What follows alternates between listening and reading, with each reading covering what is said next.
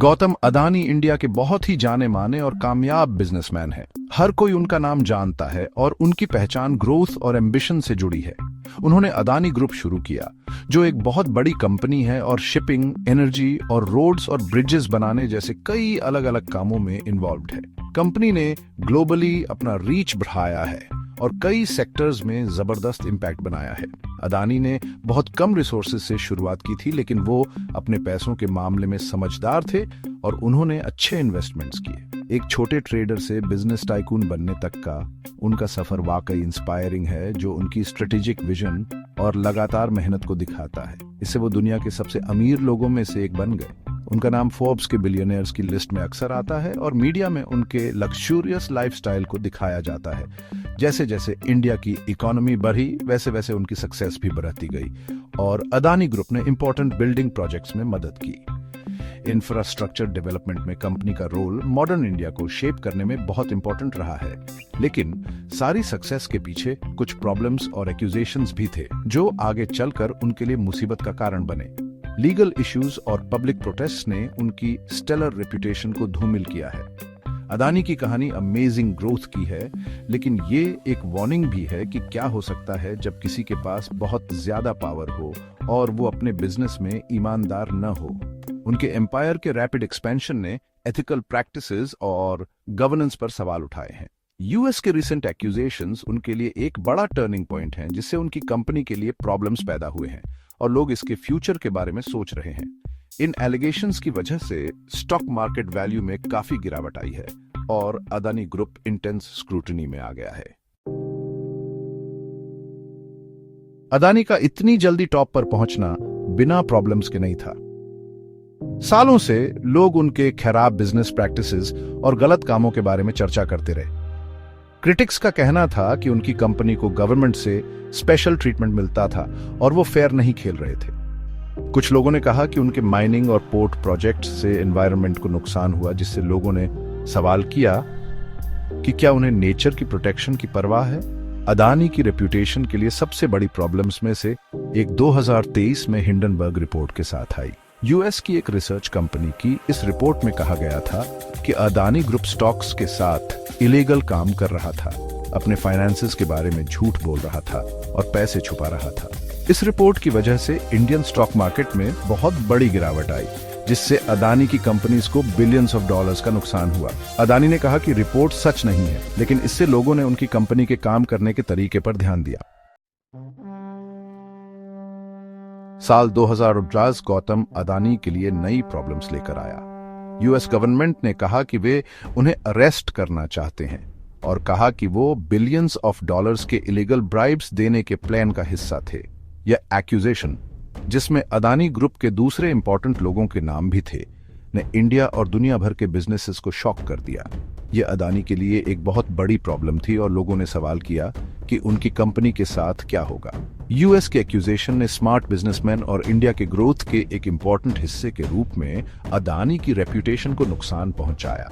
इसने अदानी ग्रुप को खराब वजहों से न्यूज में डाल दिया, जिससे उसकी इमेज को नुकसान हुआ और इन्वेस्टर्स और लेंडर्स चिंतित हो गए। इसने कंपनी के ग्रोथ के प्लान्स, खासकर रिन्यूएबल एनर्जी में, को भी खतरे में डाल दिया।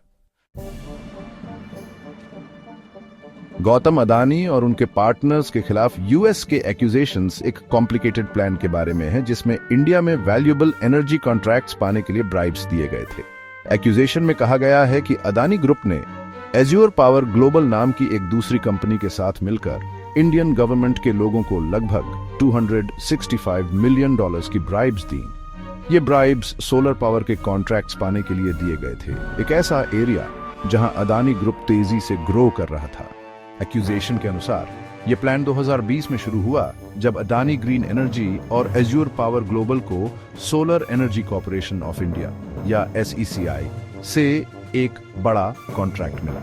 इंडिया को बहुत सारी रिन्यूएबल एनर्जी प्रोवाइड करने का यह कॉन्ट्रैक्ट बहुत इंपॉर्टेंट था, लेकिन कॉन्ट्रैक्ट में हाई प्राइसेस की वजह से कुछ government owned power companies power नहीं खरीदना चाहती थी। इसलिए अदानी ग्रुप और एज्योर पावर ग्लोबल ने डील को पूरा करने के लिए कथित तौर पर ब्राइब्स दी। गौतम अदानी के खिलाफ यूएस के एक्यूजेशंस ने अदानी ग्रुप के लिए तुरंत बड़ी प्रॉब्लम्स पैदा कर दी। एलिगेशंस सीरियस थे और उनके इमीडिएट रिपरकशंस हुए, जिससे इन्वेस्टर्स और स्टेक होल्डर्स का कॉन्फिडेंस हिल गया। आरोपों की खबर से अदानी ग्रुप की कंपनीज के स्टॉक प्राइसेस में भारी गिरावट आई। मार्केट ने तेजी से रिएक्ट किया, शेयर्स में गिरावट आई, जो इन्वेस्टर्स के बीच अनसर्टेनिटी और फियर को दर्शाता है। ग्रुप की main renewable energy company Adani green energy पर बहुत जोरदार असर पड़ा और उसके स्टॉक में 36% की गिरावट आई। इस सिग्निफिकेंट डिक्लाइन ने ग्रुप के सबसे प्रॉमिसिंग सेक्टर्स की भी वल्नरेबिलिटी को हाईलाइट किया। इस गिरावट से अदानी ग्रुप को बिलियंस ऑफ डॉलर्स का नुकसान हुआ, जिससे इन्वेस्टर्स घबरा गए और ग्रुप के फाइनेंशियल हेल्थ के बारे में कंसर्न्स पैदा हुए। ग्रुप की फाइनेंशियल स्टेबिलिटी अब सवालों के घेरे में थी, जिससे वाइडस्प्रेड एंग्जाइटी पैदा हुई। आरोपों से अदानी ग्रुप के पैसे जुटाने के प्लान्स में भी प्रॉब्लम्स आईं। ग्रुप के एक्सपेंशन और डेवलपमेंट के एम्बिशियस प्लान्स थे, लेकिन अब ये खतरे में थे। ग्रुप को $600 मिलियन के बॉन्ड्स बेचने का अपना प्लान कैंसिल करना पड़ा, क्योंकि इन्वेस्टर्स अब कंपनी के साथ इन्वॉल्व्ड नहीं होना चाहते थे। यह एक मेजर सेटबैक था, क्योंकि बॉन्ड सेल फ्यूचर प्रोजेक्ट्स के लिए फंडिंग के लिए क्रूशल थी। पैसा मिलना मुश्किल हो गया क्योंकि लेंडर्स और credit rating agencies Adani group के साथ अपने कनेक्शंस को लेकर चिंतित होने लगे। ग्रुप की क्रेडिट रेटिंग्स रिव्यू में थीं, जिससे फाइनेंशियल स्ट्रेन BRH गया। आरोपों ने ग्रुप के फाइनेंशियल फ्यूचर के लिए एक बड़ी प्रॉब्लम पैदा कर दी, जिससे उन्हें ग्रो करने के लिए जरूरी पैसा मिलना मुश्किल हो गया। ग्रुप की फंडिंग सिक्योर करने और इन्वेस्टर कॉन्फिडेंस बनाए रखने की लॉन्ग टर्म एबिलिटी अब एक मेजर कंसर्न बन गई थी। गौतम अदानी के खिलाफ यूएस के एक्यूजेशंस और उसके बाद आई प्रॉब्लम्स का इंडिया के रिन्यूएबल एनर्जी प्लान्स पर बहुत बड़ा असर पड़ा। अदानी ग्रुप रिन्यूएबल एनर्जी में वर्ल्ड लीडर बनने के अपने प्लान्स के साथ इंडिया के क्लीनर एनर्जी की तरफ मूव करने के लिए एक बहुत इंपॉर्टेंट हिस्सा माना जाता था। लेकिन ब्राइबरी और करप्शन के एक्यूजेशंस ने ग्रुप की ईमानदारी पर सवाल उठाए और इंडिया के रिन्यूएबल एनर्जी गोल्स को खतरे में डाला। आरोपों ने 2030 तक 500 गीगावाट रिन्यूएबल एनर्जी पाने के इंडियन गवर्नमेंट के गोल के लिए भी प्रॉब्लम्स पैदा की। अदानी ग्रुप अपने रिसोर्सेज और नॉलेज के साथ इस गोल तक पहुंचने का एक बड़ा हिस्सा माना जाता था, लेकिन ग्रुप के सामने लीगल प्रॉब्लम्स इंडिया में रिन्यूएबल एनर्जी ग्रोथ को धीमा कर सकती है। इस सिचुएशन ने यह भी दिखाया कि इंडिया के रिन्यूएबल एनर्जी सेक्टर को ज्यादा ओपन और ऑनेस्ट होने की जरूरत है, ताकि यह सुनिश्चित हो सके कि उसके एनर्जी चेंजेस सबके लिए अच्छे हैं। गौतम अदानी के खिलाफ यूएस के एक्यूजेशंस के बाद इंडिया और यूनाइटेड स्टेट्स दोनों में पॉलिटिशियंस और लॉयर्स की तरफ से काफी एक्टिविटी हुई।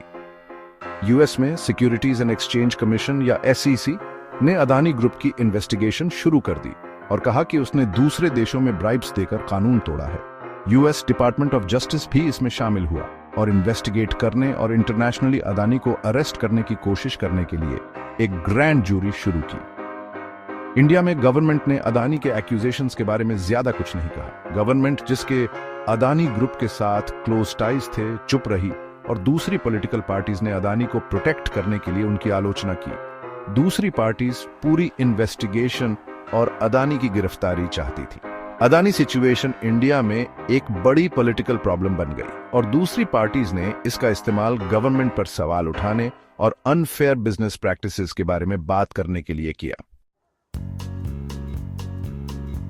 गौतम अदानी के खिलाफ यूएस के एक्यूजेशंस ने एक लंबी और कॉम्प्लिकेटेड लीगल फाइट शुरू कर दी, जिसके अदानी ग्रुप और उसके फाउंडर के लिए बड़े कॉन्सिक्वेंसेस हो सकते हैं। अगर गिल्टी पाए गए तो अदानी और उनके पार्टनर्स को बड़े फाइन्स, जेल टाइम और पब्लिक कंपनीज में काम करने से BAN का सामना करना पड़ सकता है। लीगल फाइट गवर्नमेंट द्वारा उनकी प्रॉपर्टी जब्त करने का कारण भी बन सकती है और अदानी ग्रुप की रेपुटेशन को और ज्यादा नुकसान पहुंचा सकती है। कोर्ट में क्या होता है, इसका अदानी ग्रुप के फ्यूचर पर बहुत असर पड़ेगा। ग्रुप के ग्रो करने के प्लान्स, खासकर रिन्यूएबल एनर्जी में, रुक सकते हैं क्योंकि इन्वेस्टर्स और लेंडर्स अब उनके साथ काम नहीं करना चाहेंगे। अदानी सिचुएशन ने उन जगहों पर बिजनेस करने के डेंजर्स को भी दिखाया जहां करप्शन आम है और बिजनेस रूल्स कमजोर हैं। गौतम अदानी के खिलाफ यूएस के एक्यूजेशंस इंडिया और दुनिया भर में बिजनेसेस को जिम्मेदार ठहराने के लिए एक बहुत ही इंपॉर्टेंट मोमेंट है। इस केस ने ग्लोबल अटेंशन खींचा है। कॉर्पोरेट प्रैक्टिसेस में ट्रांसपेरेंसी और इंटेग्रिटी की जरूरत को हाईलाइट किया है। यह एक रिमाइंडर के रूप में काम करता है कि कोई भी, चाहे उसका इन्फ्लुएंस या वेल्थ कितना भी हो, कानून से ऊपर नहीं है। यह दिखाता है कि सबसे पावरफुल बिजनेस पीपल को भी कानून का पालन करना होता है और बेईमान बिजनेस प्रैक्टिसेस के सीरियस कॉन्सिक्वेंसेस हो सकते हैं। अदानी के खिलाफ लीगल प्रोसीडिंग्स बिजनेस में एथिकल कंडक्ट की इंपॉर्टेंस को दर्शाते हैं और हर जगह कॉर्पोरेट लीडर्स को एक स्ट्रॉन्ग मैसेज देते हैं। अदानी सिचुएशन यह भी दिखाती है कि कंपनीज के लिए ऑनेस्टली, ओपनली और रिस्पॉन्सिबली तरीके से काम करना कितना इंपॉर्टेंट है, ताकि यह सुनिश्चित हो सके कि इकोनॉमिक ग्रोथ सबके लिए अच्छा हो। ट्रांसपेरेंट बिजनेस प्रैक्टिसेस न केवल ट्रस्ट को बढ़ावा देते हैं, बल्कि लॉन्ग टर्म सस्टेनेबिलिटी और इक्विटेबल ग्रोथ को भी इंश्योर करते हैं। अदानी के लीगल केस में क्या होता है, इसका इंडिया की इकोनॉमी और दुनिया इसे कैसे देखती है, इस पर बहुत बड़ा असर पड़ेगा। आउटकम इन्वेस्टर कॉन्फिडेंस को इन्फ्लुएंस कर सकता है और इंडिया के बिजनेस एनवायरनमेंट के बारे में इंटरनेशनल परसेप्शंस को शेप कर सकता है। अगर उन्हें गिल्टी पाया जाता है तो यह इंडियन बिजनेसेस को शॉक कर सकता है, जिससे उनके काम करने के तरीके पर क्लोजर लुक होगी और संभवतः स्ट्रिक्टर रूल्स बनेंगे। इससे कॉर्पोरेट मिसकंडक्ट को रोकने और एथिकल बिजनेस प्रैक्टिसेस को बढ़ावा देने के उद्देश्य से रेगुलेटरी रिफॉर्म्स की एक वेव आ सकती है। लेकिन अगर अदानी को नॉट गिल्टी पाया जाता है तो इससे दूसरे बिजनेसेस को लग सकता है कि वे गलत कामों से बच सकते हैं, जो इंडिया के ग्रोथ के लिए नुकसानदेह होगा। ऐसा आउटकम कॉर्पोरेट गवर्नेंस को बेहतर बनाने के एफर्ट्स को कमजोर कर सकता है और बिजनेस सेक्टर में पब्लिक ट्रस्ट को कम कर सकता है। अदानी की कहानी एक चेतावनी है कि क्या हो सकता है जब किसी के पास बहुत ज्यादा पावर हो और वो ईमानदार ना हो, और यह दिखाता है कि हमें बिजनेसेस को ज्यादा एथिकल और अकाउंटेबल बनाने की जरूरत है। ये पावर के दुरुपयोग को रोकने और यह सुनिश्चित करने के लिए रोबस्ट चेक्स एंड बैलेंसेस की क्रिटिकल नीड पर जोर देता है कि बिजनेसेस सोसाइटी में पॉजिटिव कंट्रीब्यूट करें।